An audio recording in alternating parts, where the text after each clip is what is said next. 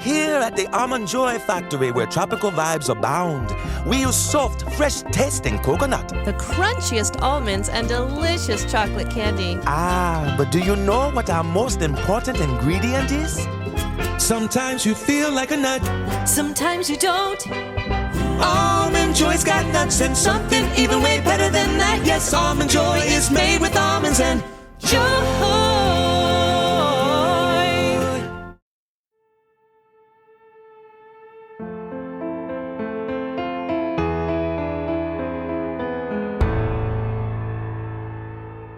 Welcome back to Drilled. I'm Amy Westervelt.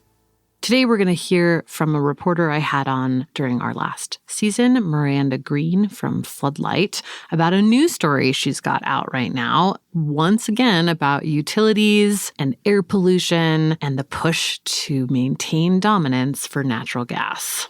Miranda uncovered recently that a Los Angeles area air board has spent millions to subsidize and promote gas, despite the fact that as an air board, it's tasked with cleaning up air pollution, which gas definitely contributes to. There's a utility angle here too, and lots of interesting details that Miranda will walk us through. That conversation is coming up right after this quick break. USAA knows dynamic duos can save the day, like superheroes and sidekicks, or auto and home insurance. With USAA, you can bundle your auto and home and save up to 10%. Visit USAA.com/bundle. Bundle savings are off total premium, not available in all states or in all situations. To qualify, auto policy must be active prior to property policy issue, subject to change. Restrictions apply. Membership eligibility and product restrictions apply and are subject to change. USAA means United Services Automobile Association and its affiliates, San Antonio, Texas. The Abercrombie Kids Summer Sale is in full swing, with up to 50% off select styles for the season. Summer plans, vacation, and camp days are all covered, with new dresses, shorts, tees, and swim. Abercrombie Kids has the summer staples they need and the looks that they want to wear.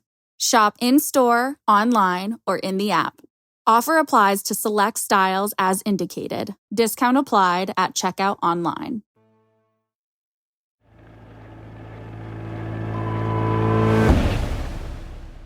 Tell me about how this story came about. Well, Los Angeles, which happens to be where I live, is a community that is known for a lot of great things. You know, we have wonderful beaches, we have great sunshine, we're the Golden State. But when you start looking into the data and the details about the air pollution you actually realize that there's some things that are really not that golden about it. LA actually has the worst smog pollution of any city in the United States, which means that the air pollution around us on some days, you can't see the mountains that you're next to. It also means that the air that you're breathing when you're out on those runs on the beaches is not very good for you. And it's something that local regulators and officials have been aware of. There have been decades where it's gotten better and decades where it's gotten worse, but it has still remains a major issue in the state, despite kind of the messaging that we hear that California is kind of on this environmental kick and it's kind of the leader. And so I wanted to kind of look into that disparity of how California can both claim to be kind of at the cutting edge of environmentalism, but still have such bad pollution that communities that are around some of these areas where the pollution is coming from, around the ports of Los Angeles, around where some of this oil and gas drilling is still occurring, how that is still happening and what's being done about it. Yeah. And I don't want to give too much away because I want you to tell us more about it. But it sounds like a lot of the ways that some of the local and state governments are trying to get at this are not necessarily solving the problem. Yes. And that is, kind of been the issue here. There's always two sides to every debate. And despite California being a largely blue state, there's still a lot of arguments and disjointed feelings about how to tackle this issue.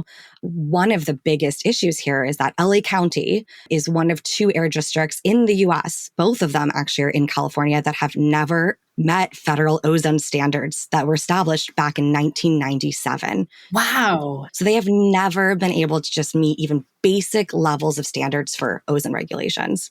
That's staggering. Wow. And one of the biggest issues is transportation. It's one of the biggest sources of pollution. And as you can imagine, knowing Los Angeles, one of the biggest hurdles. And so the argument and kind of the debate here has been around, what do we do about the vehicles that both people are driving, but also the big rig trucks, the heavy duty trucks that are responsible port traffic for bringing all the things from the port? Exactly. And so that has kind of been an ongoing debate for decades. I'm sure a lot of us remember kind of the debates that were happening underneath the Obama administration when we had the arguments that climate change had to be there had to be a transition fuel, and this idea that natural gas could be it. We could move away from dirty coal, we could move away from dirty diesel, and we could move towards a cleaner burning natural gas. That is still a concept that I think is still heavily being held onto here in California, despite the fact that there's been obviously huge leaps and bounds in electric vehicles, and that there have been calls from a lot of people in these communities that there needs to be more investment in that area.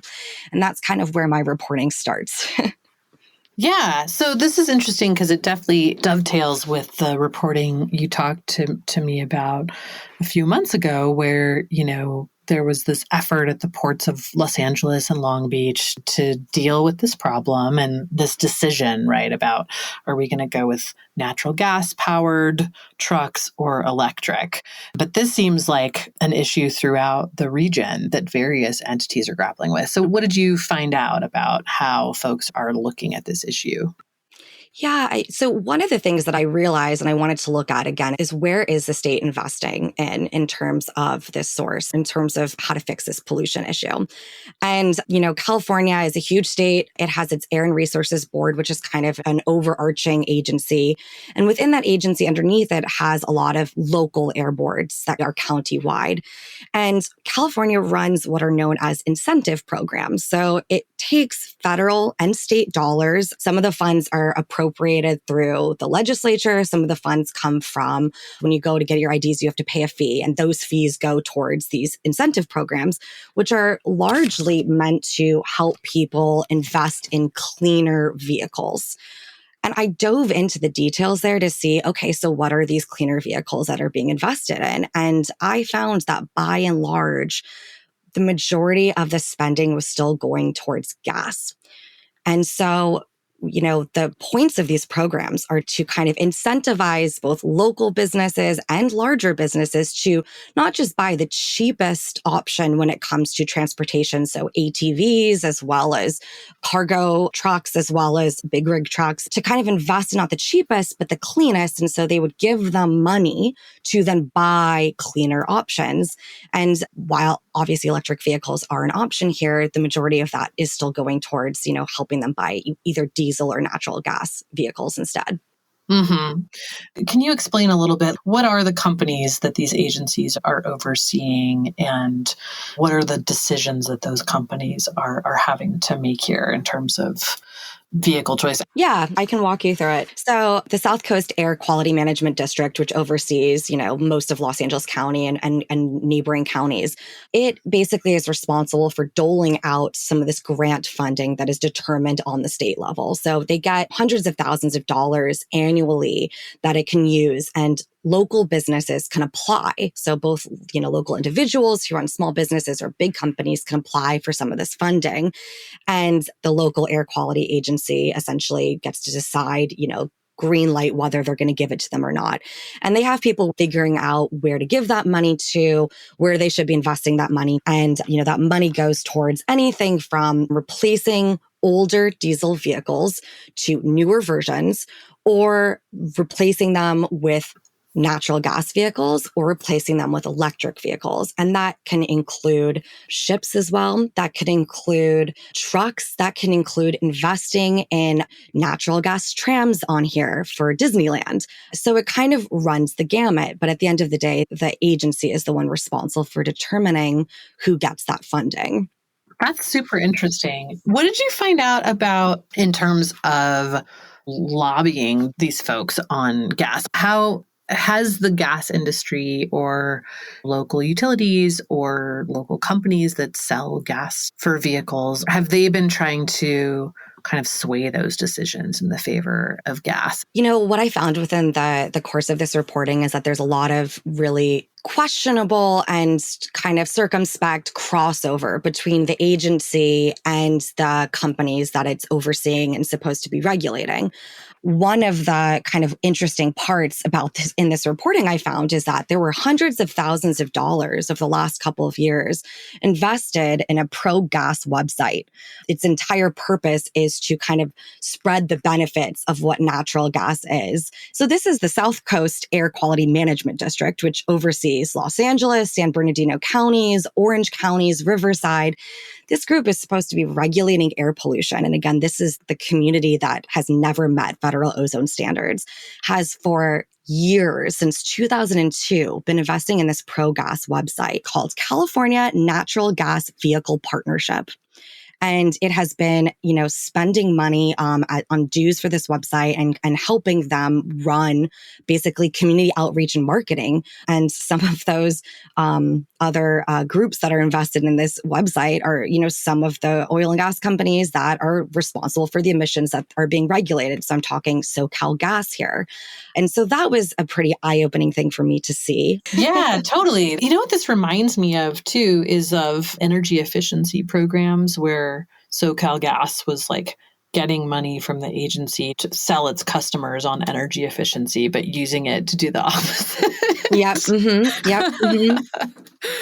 Can you talk a little bit about, because I know the argument is always that, well, natural gas does burn cleaner than diesel. That's true. Sure.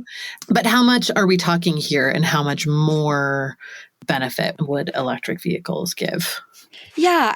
So there is a legitimate argument to be made about the fact that, natural gas does burn cleaner than diesel.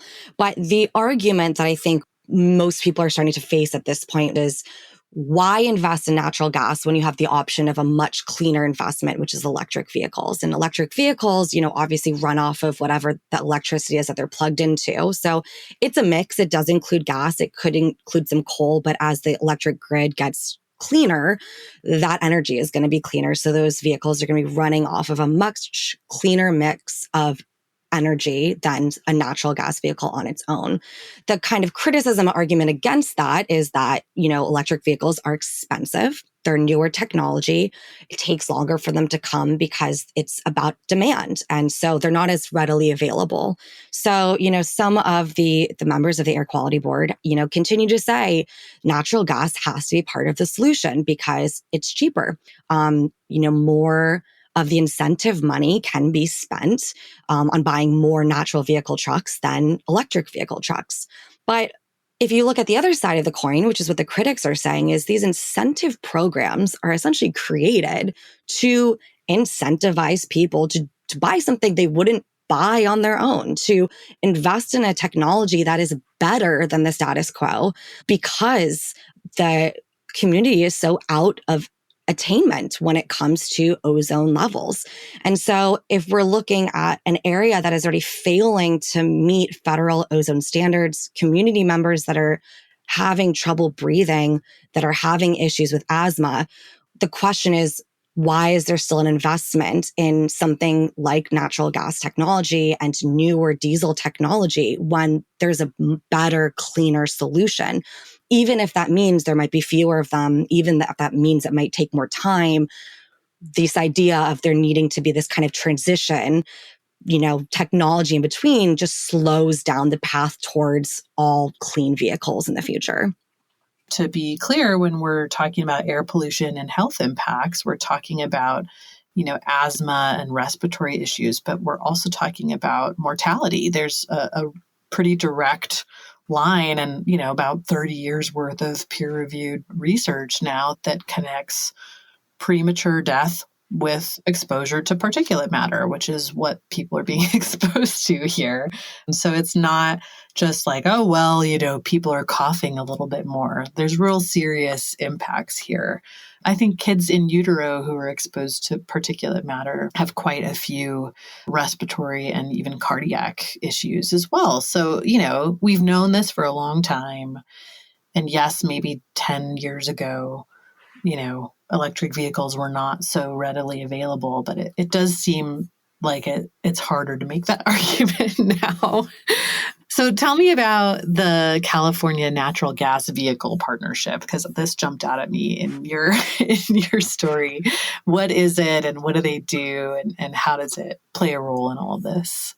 Yeah. So, the California Natural Gas Vehicle Partnership, which is the kind of pro-gas website and partnership that South Coast has been kind of investing in, was actually started in 2002 by South Coast then chair Norma Glover. She was finishing up her tenure at the air agency and created this and then went on to lead it as their chairman, which is kind of an interesting, career path. And then 2 years after that, she started her own related consulting firm, which was basically to kind of talk about the merits of gas as a clean energy alternative.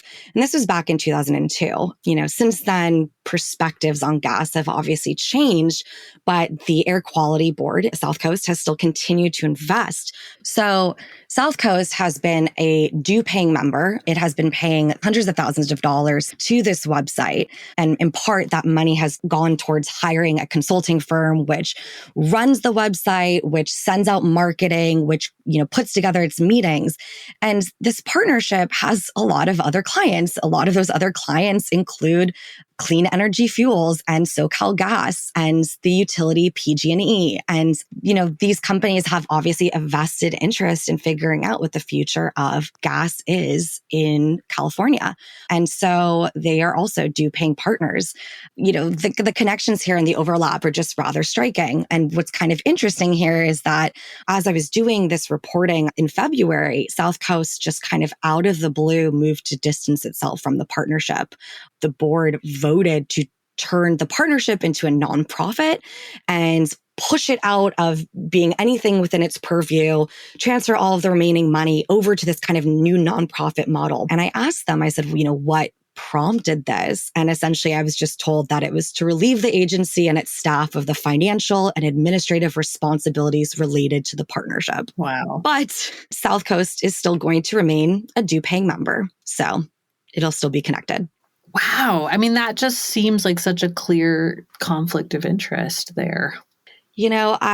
I had this pointed out to me by a couple people, and I definitely raised my eyebrows looking at it. I think that the fact that the agency has decided to distance itself from the website is indicative that they probably have had some people raise concerns about it too. But there are other things that I saw looking at the budget, looking at what the Air Board has been investing in over the last, decade those are things that are still continuing. What's interesting is that the Air Board also has directly been paying the same consulting group to let South Coast be co-sponsor and sponsor of different symposiums.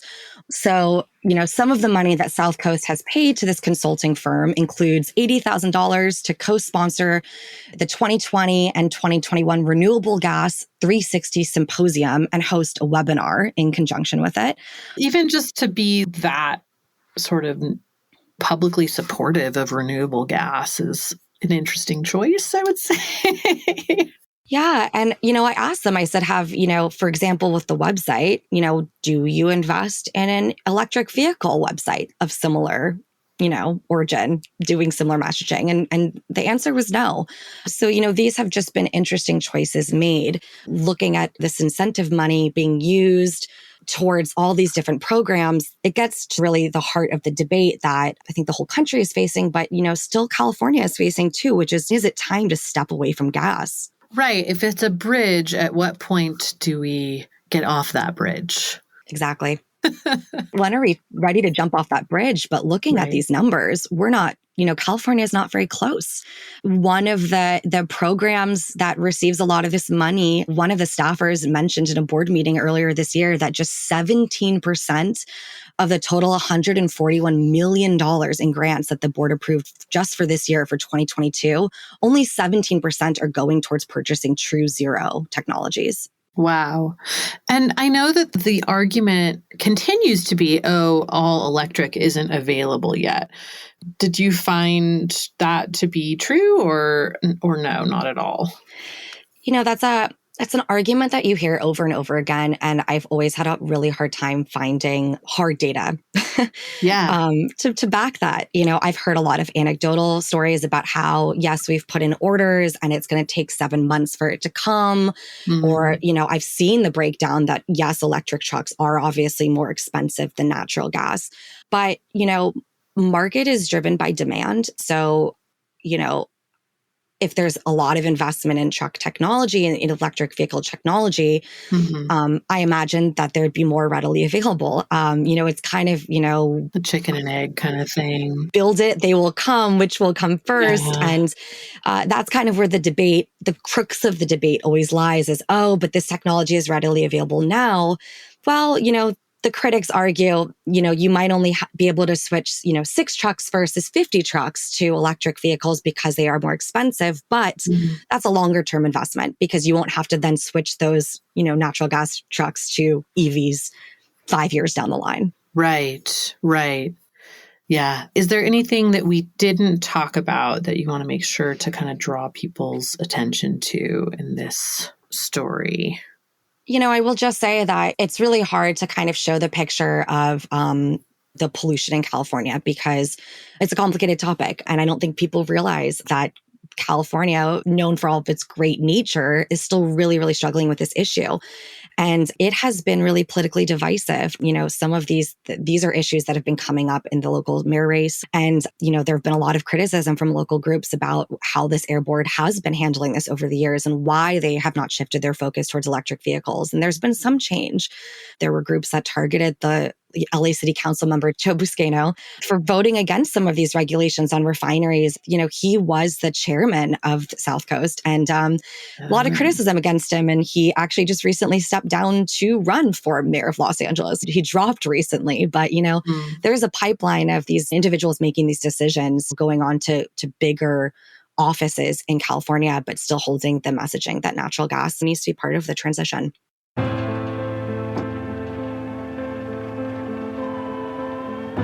That's it for this week.